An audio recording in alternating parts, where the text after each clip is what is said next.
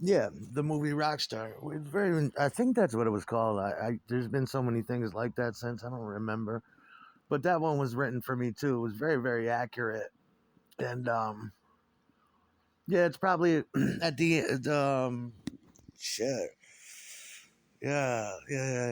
Like the roadie when he says, and that was definitely Lance. He had the same. I don't know what you call that, vinyl or nylon jacket.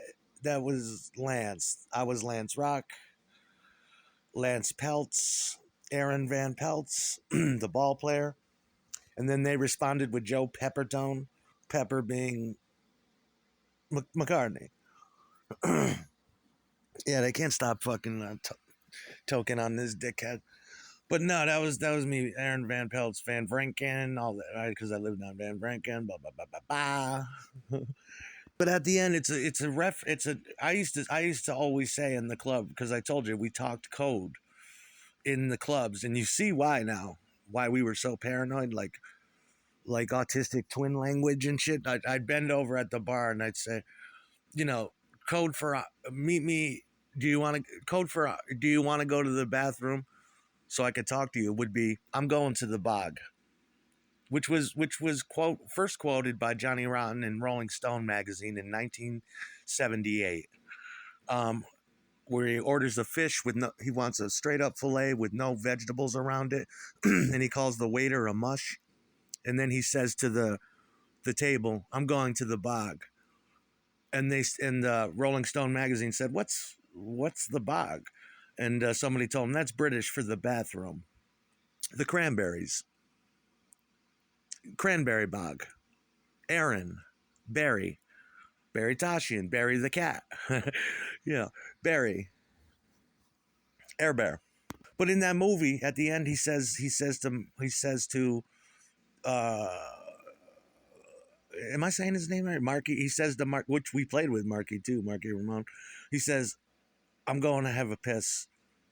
That's Steve Jones talk. That's British talk. I thought John was taking a piss. I thought he wasn't serious about it. It's also a nod to John Rotten. I'm going to the bog. It's a reference to me using that word in code with Ted. I'm going to the bog. That's what it means. Yeah, enough's enough. I don't know what they're trying to do. It's all a distraction, and it all doesn't mean anything. They keep blaming this guy Paul for the whole fucking mess, and it's like I said, this shit goes back to 1990.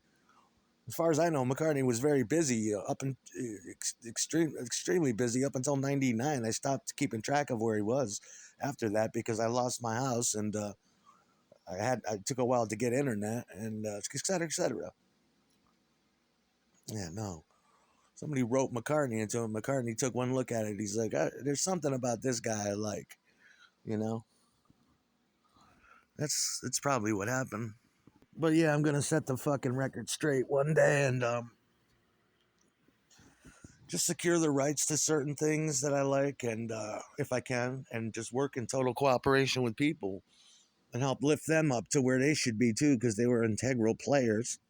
Yeah, if you notice, that whole Albany scene was extremely British. It was wannabe British. I guess it's a remark on the state of the American psyche at the time. You had your agit pop, you had your aggro pop, you had your everybody wanted to be from the 80s, the heyday of QE2. It was doused in deep Anglo British stuff. It was Americans trying to be British. The trauma school was the most British experience you can get. We adored it. He even sounded British because that's just the way punk rock should be. We had our deep appreciation and then fucking wandered lust to become British. That's what it was. We were not. We're from a different fucking planet. We're the real motherfuckers. Walking around here with icicles hanging on the trees and going to our clubs. They just couldn't leave it alone. And if you examine these shows, there's little jabs at all of us and all these nasty little fucking shows they did. There's jabs at Dwayne, jabs at Mike, jabs at me, jabs at Dom, jabs at Matt Smith, jabs at anything that are, and it's just so fucking dangerous and stupid and jealous and ridiculous. I take high offense to it. And I also accuse these people of trying to destroy my right to make a living and fucking my right to happiness. I'm so fucking sick of it. You go to the store down here and there's a picture of a Billy Milano guy, and he's like, and supposedly he's stealing walking out of the store because it's supposedly Billy's store. Billy and fucking it's the cool zone with tray and ashtrays and all this other bullshit. And then there's a picture of another dude. Then there's a picture of a black dude. It's like, get the fuck out of here. You ain't a pimple on. You ain't a fucking. You ain't yesterday's watery full toilet bowl of watery diarrhea out Billy Milano's ass. Don't attribute yourself to shit that you got nothing to do with. That is not you. That was us. Look at my little Francis girl. Do you see that video? I love that photo. Startled. Ultra fucking hot girl. Oh my god. Fucking startled. Love that makeup.